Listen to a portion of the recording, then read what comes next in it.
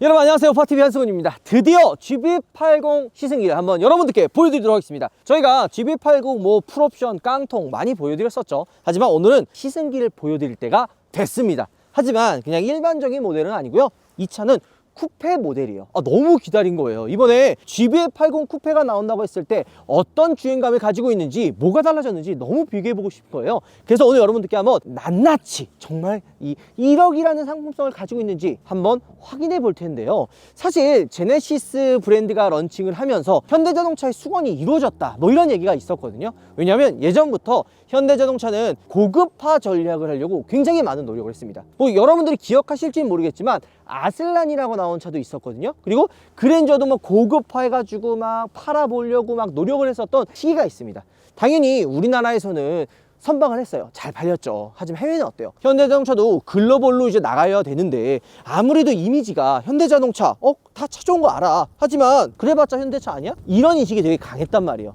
그래서 현대자동차가 막 엄청 노력했어요. 아마 아시는 분들 알겠지만 제네시스 BH 혹시 아시는 분들 있을 거예요. 프라다 에디션이라 해가지고 5.0 타우 엔진이 들어간, 지금 상상하면 야, 현대자동차가 5.0 V8기통 타우 엔진이 있었어? 이런 말씀을 하실 정도로 말도 안 되는 괴물들 많이 해서 넣었었거든요. 게다가 에쿠스 같은 경우에는 그 에르메스 에디션이라 그래가지고 진짜 말도 안 되는 조합을 시도를 해봤습니다. 그리고 무엇보다 지금 이 GV80이 출시가 되면서 이런 얘기 있잖아요. 야, 에어서스도 안 들어가는 1억짜리 차를 누가 사냐. 하지만 예전에 에어서스를 넣은 적이 있습니다. 근데 그때 막 말도 안 되는 문제들이 많이 터졌어요. 막 그냥 초반에 막 에어서스 다 터지고 주행감 이상하고 별의별 일들이 많아서 나중에는 막 수입해서, 에어서스를 만들 기술력이 없으니까 수입해가지고 막 집어넣었는데도 역시 문제가 생겼죠. 자, 그래서 현대자동차가 엄청 고민을 하다가 제네시스라는 브랜드를 2015년에 런칭을 하잖아요. 근데 지금 보면은 뭔가 뚝딱 내놓은 것 같지만 실제 2015년에 런칭을 한 이 제네시스 브랜드도 10년 전에 막 논의를 해가지고 준비한 끝에 내놓은 게 2015년도입니다. 그리고 그 당시 좀 재미난 일화가, 이 제네시스라 그러면 요즘에는 브랜드라고 다들 생각을 하잖아요. 근데 옛날에는요, 제네시스 DH, 제네시스 BH 막 이래가지고 차명이었어요. 현대자동차 속해 있는 차명이었는데 이 럭셔리 브랜드를 제네시스로 하느냐, 아니면 제네시스 상위가 하나 있었죠. 에쿠스, 지금은 이제 EQ900에서 G90으로 넘어간 바로 그 모델이에요. 그 에쿠스를 하느냐 막 고민을 하다가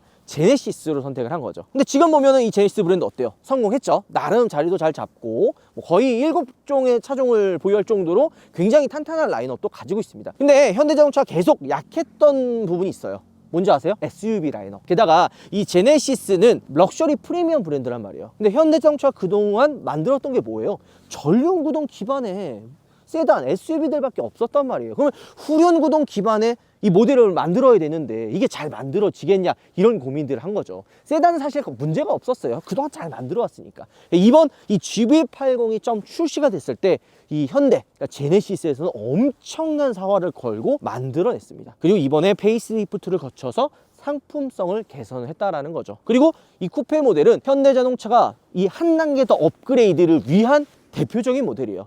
약간 가격이 비싸면서 우리나라 소비자들은 야, 이게 팔리겠어? 이런 말씀들을 많이 하거든요. 근데 실제 현대나 제네시스도 우리나라에 팔려고 막 되게 포커스를 맞춘 모델이 아니라, 물론 우리나라도 중요한 포커스긴 한데 해외 공략 모델로 내놓은 거예요. 해외에서는 이 쿠페형 SUV들이 굉장히 인기가 많거든요. 그래서 이 쿠페형 SUV에 이 GV80 쿠페도 한번 끼워 넣어보자, 약간 이렇게 해서 출시가 된 거죠. 자, 그래서 이 차를 설명하기 전에 간단하게 이 차의 포지션과 왜 나왔는지를 알아야 될 필요가 있어요. 그래서 지금 아까 앞전에 잠깐 설명해 드린 건데, 이 GV80 쿠페는 이 글로벌로 현대와 제네시스가 한 단계 더 도약을 하기 위해서 나온 모델이라고 보시면 됩니다. 어떤 부분이 달라졌는지 한번 빠르게 알려드릴 거고요. 근데 좀 아쉬운 게 있어요. 얘가 지금 시작 가격이 8,675만 원입니다.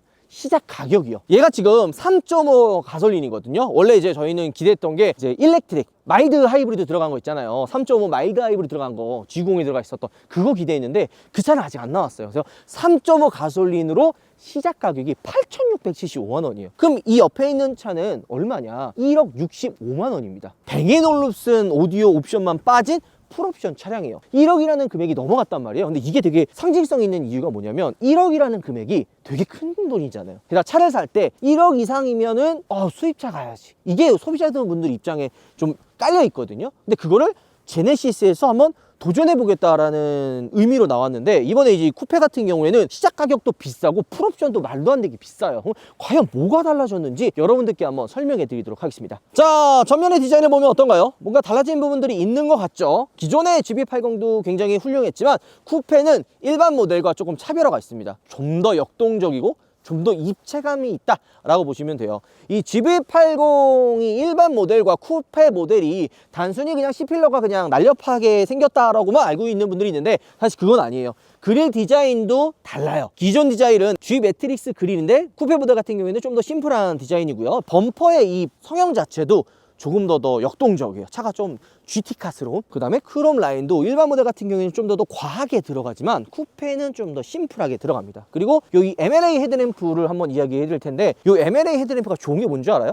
단순히 그냥 디자인적으로만 좋은 게 아니라 차이가 있어요. 예전에 GB80 처음 나왔을 때 저도 지금 한 1년 정도 탔었잖아요. 실제 오너로서 느낀 거는 오토 스마트 하이빔 있잖아요. 자동으로 상향등 켜주고 자동 상향등 꺼주는 거, 그 각도가 되게 구렸어요. 반응도 느리고 정작 비춰줘야 될 곳은 안 비춰주고 뭔가 좀 사선으로 비춰주는 듯한 이런 느낌이었거든요. 근데 이 MLA 헤드램프로 들어가면 이 스몰 큐브 헤드램프들이 많이 이게 촘촘히 들어가서 사각지대 없이 좀 더 깔끔하게 보여줍니다. 그리고 핸들을 돌아가는 이 위치에 따라서 이 각도를 좀 잘 잡아줘가지고 안 보이는 곳에서 이 MLA 헤드램프가 기가 막혀요. 게다가 경쟁 모델 대비 가장 밝아요. 이런 것들이 이제 실제 오너분들이 알 수 있는 디테일인데, 저는 이거는 좀 칭찬해 줄 만한 부분이고요. 가장 욕먹는 게 에어서스가 안 들어갔다라는 게 좀 욕을 먹고 있거든요. 이 쿠페가 시작 가격이 일반 모델보다 거의 한 1350만 원 비싸요. 왜 비쌌냐 하고 봤더니만 일단 기본적으로 들어가는 옵션들이 꽤 많거든요. 뭐 이 웰컴 라이트, 면발광 헤드램프 뭐 이런 것도 있지만, 애초에 이 서스펜션 자체가 쿠페형 전용 서스펜션이 들어간다고 합니다. 이거는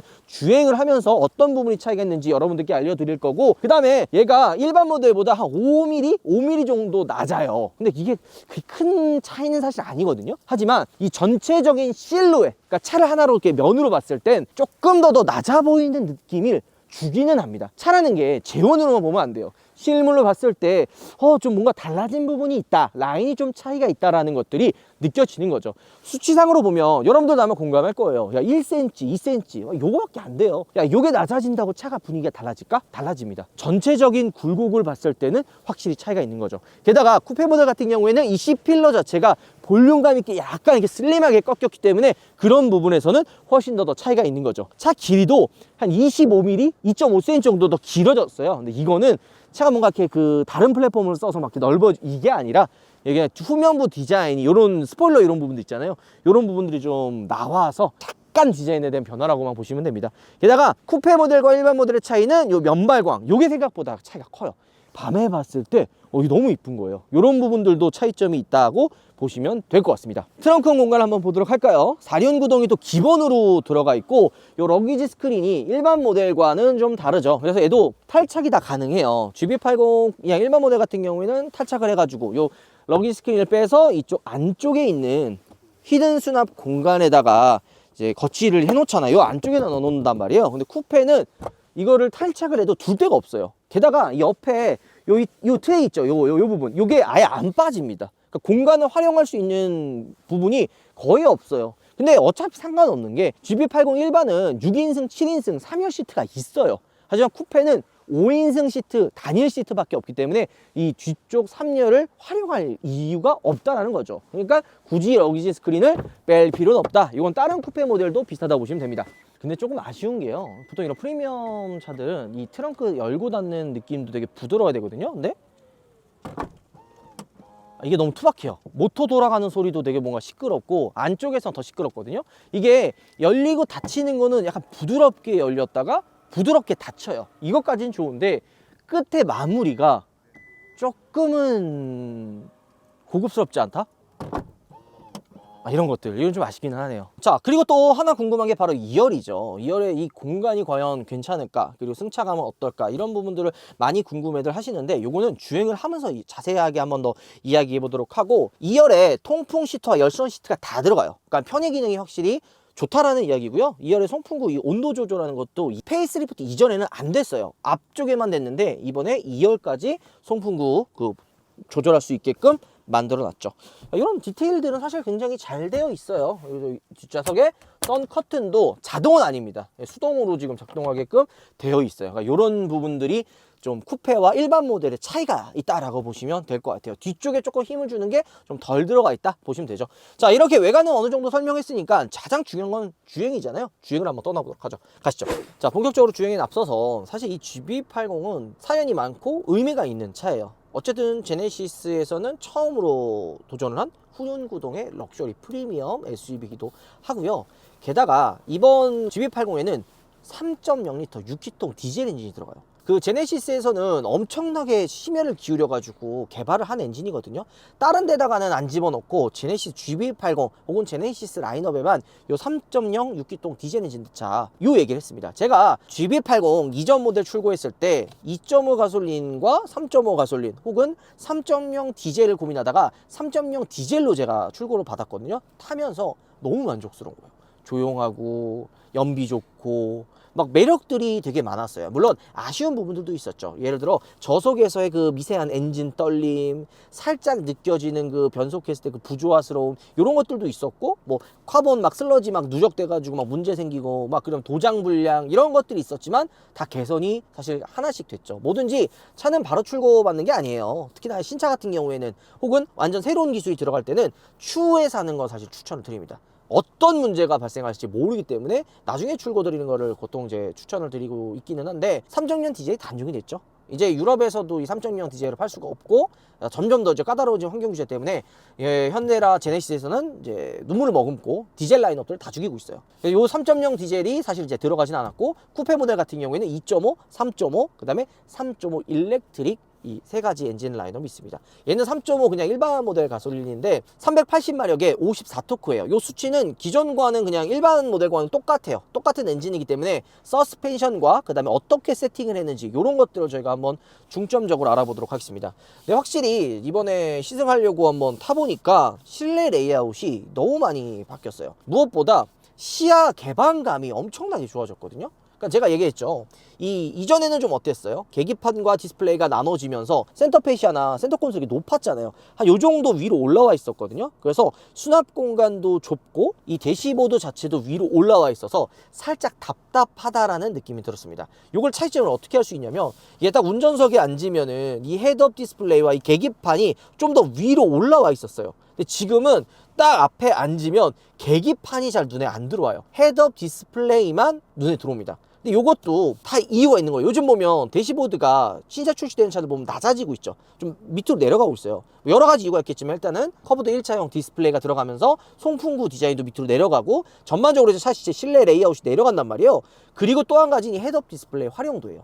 예전에는 헤드업 디스플레이가 있는 차가 있고 없는 차가 있고 뭐 여러 가지가 있었잖아요. 근데 지금은 대부분이 헤드업 디스플레이가 있고 계기판보단 헤드업 디스플레이 많은 정보들을 좀 본단 말이에요. 그러면서 자연스럽게 계기판을 밑으로 내리면서 안 보여도 이제는 헤드업 디스플레이만 봐도 충분하다. 그리고 낮아진 대시보드 위치 때문에 나중에는 이 헤드업 디스플레이가 더 커질 수가 있어요. 지금 이 GB80 쿠페에 들어가 있는 이 헤드업 디스플레이는 기존과 동일해요. 크기가 거의 똑같고, 약간 그 달라진 거는 요 글씨 폰트가 조금 더 두꺼워지고 좀 더 잘 보이는, 그 다음에 HDA2가 들어가면서 차선을 이동할 때 요 선이 있잖아요. 원래 예전에 안 움직였거든요. 근데 요 선이 내가 핸들을 조작하고 코너를 도는 방향으로 움직입니다. 요 정도만 바뀌고 크기는 안 달라졌어요. 근데 산타페 들어가 있는 헤드업 디스플레이 어때요? 엄청 크단 말이에요. 그래서 난 처음에 딱 이거 앉았을 때는 시트 포지션이 높아진 줄 알았어요. 하지만 시트 포지션은 거의 그대로고 이 대시보드가 낮아졌기 때문에 점점 더 큰 헤드업 디스플레이가 들어가지 않을까? 이런 생각이 좀 듭니다. 자, 네, 이 새로워진 스티어링 휠 뭐 이런 디자인도 나쁘지 않고 빨간색이잖아요. 여기 사실 아무나 이게 도전할 수 있는 컬러는 아니거든요.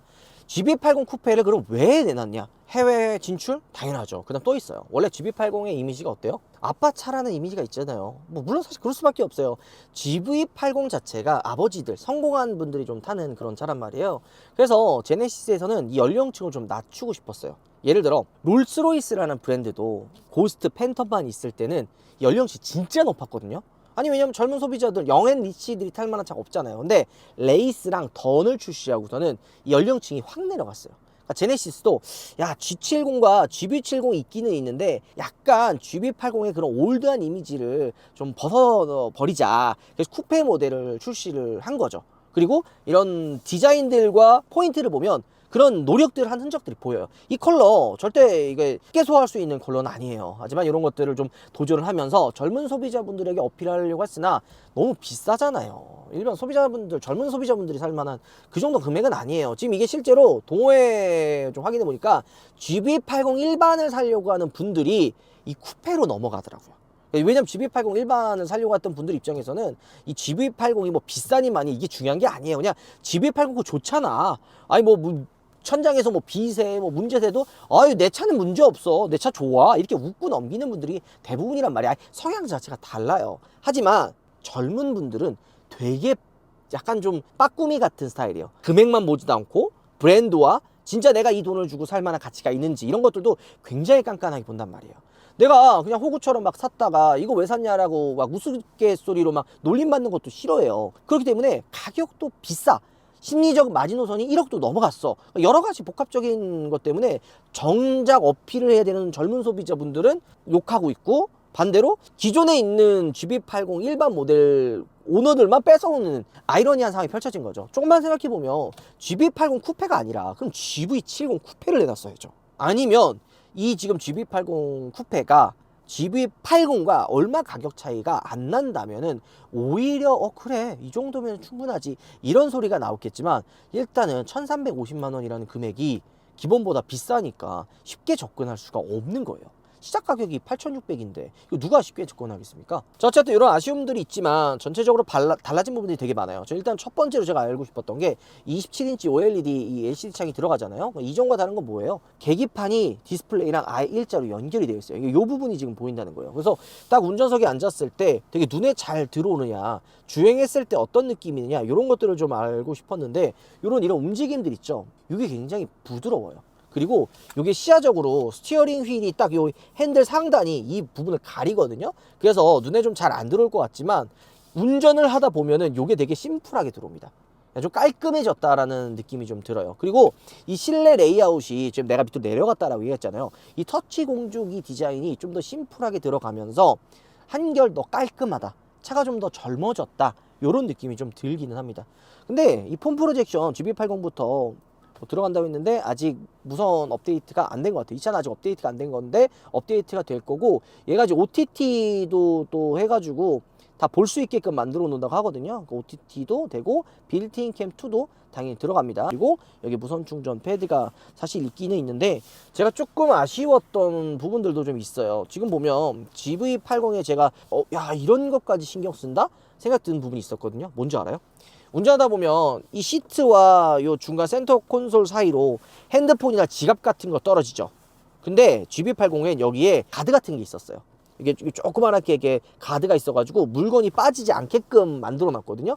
근데 그게 이번에 없어졌습니다. 이런 것들은 눈에 보이지 않는 원가 절감이죠. 게다가 이 허리 이쪽 무릎 지지대 부분 있어요. 여기에 약간 이런 식으로 이제 가죽으로 덧대서 쿠션처럼 이제 무릎의 피로도를 좀 줄이기 위한 그런 부분들도 포인트로 있었거든요. 근데 이번에 다 빠졌습니다. 대시보드 디자인이 바뀌면서 이런 부분의 가죽들도 빠진 거죠. 그리고 이 안쪽 손잡이 안쪽이나 이 밑에 부분 스피커 쪽에 있는 부분 있잖아요. 이 하단 이 부분도 원래 가죽으로 다 쌓여져 있었는데 이런 것들이 조금 소재가 아쉽게 변한 것 같아요. 이런 거는 좀 눈에 보이지 않는 부분들을 원가 절감을 좀 한 티가 나기는 합니다. 왜냐면은 아니 분명히 이 스티어링 딱 잡았을 때 이 가죽도 제네시스 GB80 타면은 이 가죽의 질감이 어때요?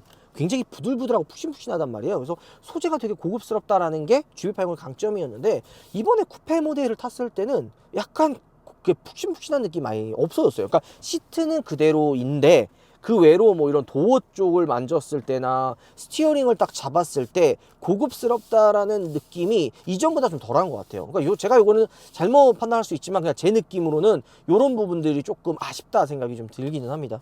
분명히 잘 맞는 것 같은데 왜 이런 소재에 대한 아쉬움이 좀 있는지 좀 모르겠어요. 이 차량은 뱅앤올루슨 오디오 옵션이 빠졌다라고 얘기했잖아요. 근데 전시되어 있는 차도 뱅앤올루슨이 안 들어가 있거든요. GB80 일반 모델에는 들어가 있어요. 근데 이게 돌비 애트모스라고 있어요. 요거 막 360도 막 사운드 막 영화관에서 보는 듯한 요 사운드가 사실 되게 메인이거든요.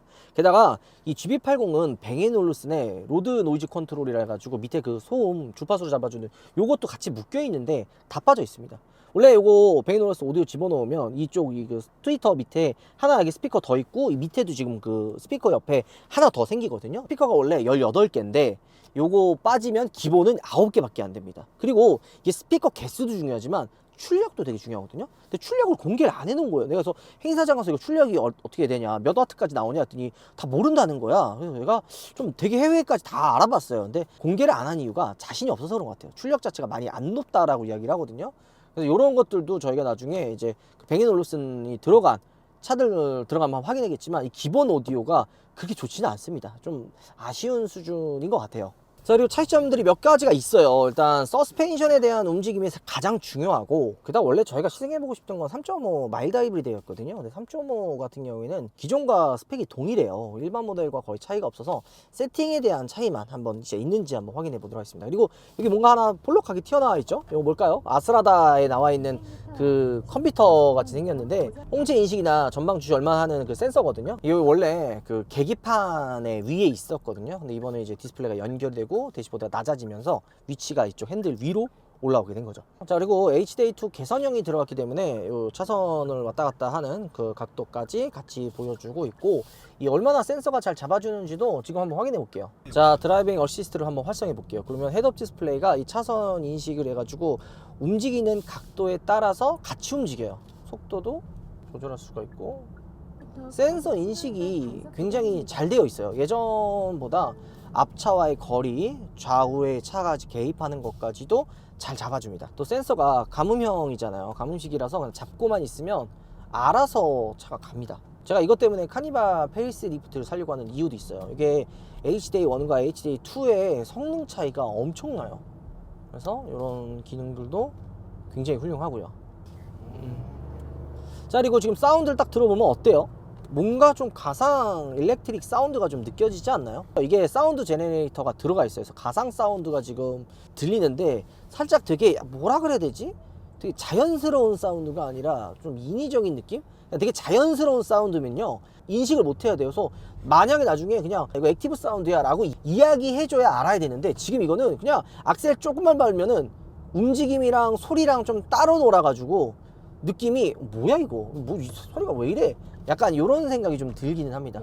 물론 엄청 어색하고 뭐 그런 건 아니긴 한데 그래도 조금 더 자연스러웠으면 어땠을까는 아쉬움이긴 한 거죠. 왜냐면 이 제네시스 GB80은 프리미엄 라인이에요.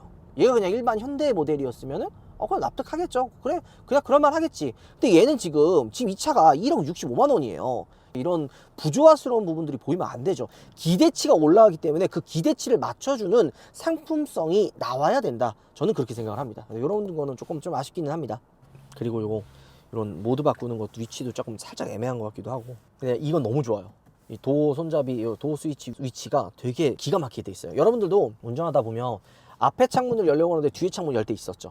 이게 위치가 애매해서 그렇거든요. 근데 GB80은 내가 누르고 싶은, 내가 움직이고 싶어하는 그 윈도우 스위치 위치를 기가 막히게 세팅을 해놨어요. 그래서 이런 부분들이 좀 되게 편하더라고요. 각도도 딱 손잡이가 팔걸이처럼 위치해 있어서 좀 더 부드럽고 편하게끔 되어 있는 것 같고 말이죠.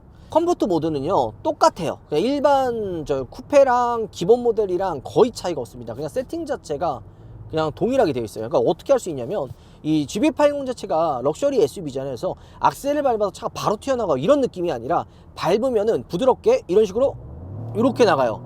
부드럽게 이렇게 나간단 말이에요. 이런 반응들은 기존과 동일합니다. 단 차이점이 있다면 액티브 사운드가 나오면서 조금 더 소리가 시끄럽다? 좀 더 배기음이 나온다? 요 정도만 차이고 전반적으로 전체적인 이게 움직임은 비슷해요. 부드럽게 밀어주는 거. 단 스포츠 모드로 바꾸게 되면 이 움직임이 조금 달라집니다. 자, 아까는 악셀을 밟아도 바로 반응을 하지는 않았잖아요. 하지만 스포츠 모드로 바꿨을 때는 이 액티브 사운드가 좀 더 커져요. 악셀을 밟지도 않았는데 소리가 둥둥둥둥 거리면서 커져 있죠. 이게 기본 모델에는 안 되거든요. 제가 액티브 사운드가 또 왜 들어갔나 했는데 바로 이런 스포츠 모드였을 때 사운드를 좀 들려주고 싶어가지고 가상 사운드를 넣어놓은 것 같아요.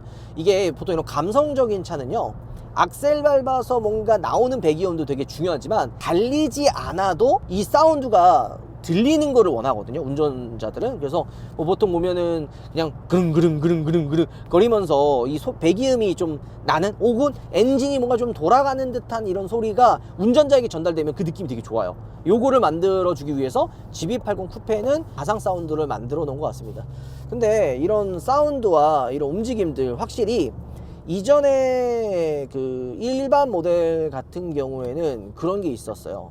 악셀을 밟아도 이 움직임이 그냥 되게 이제 부드럽게 나갔거든요. 게다가 이 스포츠 모드를 해도 악셀을 밟으면 예전에 이렇게 뭐 파묻히는 느낌이 안 들었거든요. 근데 지금 이 쿠페 모델은 이런 식으로 파묻히는 느낌이 나게끔 만들어 놨어요. 게다가 변속을 했을 때 살짝 미세하게 변속 충격을 주는 것까지 만들어 놨습니다. 이런, 그러니까 기교스러운 느낌을 전달하게끔 만들어 놨어요. 근데 이런 것들은 확실히 일반 모델과의 차이점이죠. 자, 근데 이 지금 GB80 쿠페가 1350만원 비싼 이유가 이 서스펜션이랑 그 다음에 이제 4륜구동 기본으로 들어가고 쿠페형 디자인 셀렉션 1 이게 기본으로 들어가요. 그러니까 자질구리한 옵션들이 들어가서 어쨌든 1350만원 비싼 건데, 가장 큰 거는 바로 이 서스펜션의 이 움직임이 얼마나 다르냐 이거거든요. 그러니까 확실히 다르기는 해요. 이 다른 부분이 뭐가 다르냐면, 좌우에 뭔가 노면이 좋지 않은 곳을 지나갔을 때 이전 GB80은 그냥 부드럽기만 했어요. 그러니까 이 좌우가 약간 흔들리는 느낌, 그러니까 되게 부드럽지만 뭔가 그 잡아주려고 하는 듯한 느낌보다는 승차감을 되게 이제 중요하게 생각하는 그런 움직임들이 있었단 말이에요. 그래서 이게 그 독일차를 좋아하는 분들 입장에서는 이 뭐야 이렇게 생각할 수도 있고, 반대로 나이가 좀 있으신 우리 이 실제 GB80을 바라보는 소비자분들 봤을 때는 오히려 이런 좀 부들부들한 승차감을 더 좋아하거든요. 근데 이게 쿠페 같은 경우에는 좌우로 차가 좀 흔들릴 때 더 단단하게 잡아주는 느낌이 이런 식으로 있어요. 그래서 이런 것들은 확실히 좀 노력을 한 흔적들이 보이나, 이 세팅 값이 좀 어정쩡해요. 그러니까 그 어정쩡하다라는 느낌이, 지금 얘는 좌우 핸들을 이렇게 저 움직였을 때 차가 막 뒤뚱 이러면 스포티한 느낌이 안 나잖아요. 그리고 또 이게 고속에서 올라갔을 때 차가 좀 휘청휘청 거리면은 이게 불안하거든요. 그 느낌을 잡아주려고 단단하게만 해놓으니까 지금 이거 탔을 때 느낌 뭔지 알아요?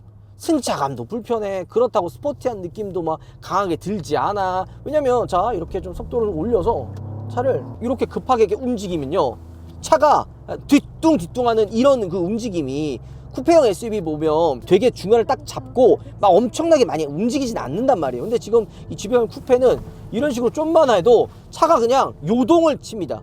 그러니까 이걸 좀 더 잡아준다든지 이렇게 돼야 되거든요. 그냥 이게 극단적으로 뭔가, 야 이마 네가 이거 너무 급격하게 트니까 이런 식으로 막 뒤뚱 하겠지, 이렇게 생각하실 수 있어요. 근데 얘는 쿠페형 SUV고 스포티한 쿠페형 전용 서스펜션을 달고 있다며요. 그러면은 이 좌우로 흔들었을 때 딱 중심을 잡아서 차가 좀 밑으로 깔아앉아 가지고 좌우의 움직임을 좀 덜 나게끔 만들어 줘야 되는 거 아닌가요? 근데 그런 느낌들이 많이 없어요. 그러니까 오히려 지금 이 3.5 엔진을 장착한 이 차를 타니까 오히려 이도저도 아닌 듯한 그런 느낌이 들어요. 악셀을 밟으면 뭔가 되게 빨라진 듯한 느낌이 있어요. 뭐 반응도 막 타이트하고, 야 이거 뭔가 좀 되게 잘 나가는 것 같다, 이야 이거 막 속도 막 벌써 막 100km까지 올라가고 막 엄청나게 빠르고, 이거 야 이거 리스폰 되게 좋네 이럴 수 있지만, 이거 약간 눈속임이에요. 실제로 이렇게 딱 봤을 때는 체감상으로 빨라지는 느낌이 들지만 실제로 그렇게 빨라진 것 같지는 않아요. 물론 뭐 수치가 뭐 0점 몇 초 이 정도는 빨라질 수도 있어요. 근데 이게 운전자가 느꼈을 때는 그렇게까지 빨라진 것 같지는 않아요. 그러니까 운전자가 체감을 해야 되는데 운전자가 느끼는 체감이 그렇게 크지는 않습니다. 그리고 얘가 이제 무브 큐레이터라 그래가지고 요거 향기 나는 거 있잖아요. 요번에 GB80 이제 페이리 때 들어가잖아요. 쿠페 때도 여기 좀 들어갑니다. 자, 이중 접합 유리가 이제 다 들어가 있어요. 근데 내가 이거 아까 트렁크 닫힐 때도 좀 뭔가 아쉽다라고 이야기했잖아요. 근데 요게 이 프리미엄 브랜드들은 이 움직임 하나, 버튼을 조작했을 때 그 느낌 하나, 이런 것들 다 되게 중요하게 생각해야 되거든요. 근데 보면 이전에도 이래서 이게 좀 아쉬웠는데, 문 닫히면 턱 하고 닫히죠. 자, 문 다시 닫아볼게요. 턱 하고 닫힌단 말이에요. 이게 프리미엄 브랜드들 같은 경우에는 닫힐 때 끝이 되게 부드럽게 닫힙니다. 부드럽게 닫혀가지고 이게 턱턱 소리가 안 나요. 올라오는, 그러니까 창문이 닫히는 속도는 비슷할 수 있지만 이 끝에 닫혔을 때는 부드럽게 닫혀서 소리가 안 나게끔 만들어 주거든요. 근데 아쉽게도 좀 소리가 좀 아쉽긴 합니다. 자, 그러면 2열을 타가지고 과연 그 공간의 여유가 있는지 이것도 한번 알아보도록 하죠. 가시죠. 자, 2열에는 컴포트 모드로 이제 주행을 해볼게요. 스포트 모드까지는 필요 없을 것 같고 컴포트 모드로 한번 주행해 보도록 하겠습니다. 근데 요거 좀 안전벨트 클립 있잖아요. 이 클립이 지금 이렇게 불빛이 안 나오거든요. 이런 것들도 불빛이 좀 나와가지고 클립을 좀 잘 꽂을 수 있게끔 이렇게 해놨으면 어땠을까 하는 생각이 좀 들긴 합니다. 그러니까 공간을 딱 앉으면은 등받이 각도가 생각보다 뒤로 많이 눕혀져요. 이런 부분은 좀 편한 부분이기도 하죠. 뒤쪽의 승차감이 또 중요하잖아요. 이게 지금 GV80 쿠페 전용 서스펜션이라서 앞쪽은 운전에 대한 그 느낌, 그러니까 운동성에 대한 게 포커스고 뒤쪽도 마찬가지로 이 승객을 또 신경을 안 쓸 수는 없거든요. 그래서 뒤쪽에 탔을 때 그 운전에 대한 그 전달, 승차감 어떤가 하고 느껴봤는데 일단은 GV80 일반 모델들보다는 많이 이 충격이 올라와요. 근데도 막 엄청 이렇게 불편하거나 이게 막 못할 정도 이거는 아니기는 해요. 하지만 이게 다른 일반 브랜드들 뭐 X5, X6, 뭐 GLE 쿠페 뭐 이런 차들과 비교하는 걸 생각을 한다면 그래도 그 차이가 좀 덜 하기는 해요. 2열이 막 그렇게 극단적으로 막 불편하거나 그러지는 않습니다. 오히려 좀 더 편한 듯한 느낌이 있어요. 근데 요 이 C필러가 확실히 좀 내려왔잖아요. 그래서 잠깐 앉았을 때는 그 느낌을 좀 몰랐어요. 그러니까 아, 괜찮네, 이 정도 뭐 충분하네 했는데 좀 오랜 시간 이걸 타보다 보니까 요 공간이 되게 답답하기는 하네요. 왜냐면 이게 딱 시야가 왼쪽 끝에 상단에 걸려요. 제 키가 지금 180 좀 안 되거든요. 좀 많이 안 되긴 하는데 요 시선이 약간 여길 가리니까 답답하다라는 느낌이 들고, GV80 자체가 창문이 다 안 내려오잖아요. 물론 이 좀 끝까지 내려와서 그나마 좀 괜찮은 거긴 한데 다 안 내려와서 오히려 좀 오래 이 차를 탄다고 가정했을 때는 더 답답하지 않나 이런 생각이 좀 들긴 합니다.